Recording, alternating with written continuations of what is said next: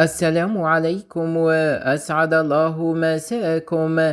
أصدرت مديرية التربية لولاية عين تيموشنت بيانا هام بخصوص تداول الفيديوهات عبر مواقع التواصل الاجتماعي مع اتخاذ الإجراءات الإدارية اللازمة. وجاء في البيان أنه على إثر تداول مقطع فيديو عبر مواقع التواصل الاجتماعي يوثق الحفل والذي نظم يوم الخميس 30 أبريل على مستوى متوسطة بوسعيد عائشة بعين تيموشنت بمناسبة إحياء يوم العلم، وما تضمنه من مظاهر وسلوكات لا تنسجم مع الرسالة التربوية للمدرسة الجزائرية ولا مع القيم والأخلاق المؤطرة للحياة المدرسية، وهي ممارسات تبقى معزولة ولا تعكس قيم وأخلاقيات الأسرة التربوية. وعلى إثر ذلك قامت مديرية التربية لولاية عين تيموشنت باتخاذ الإجراءات الإدارية اللازمة بصفة فورية تنفيذا لتعليمات وزير التربية الوطنية والتوقيف الفوري لمديرة المتوسطة وكل من ثبتت مسؤوليتها أو تورطه في تنظيم هذا النشاط.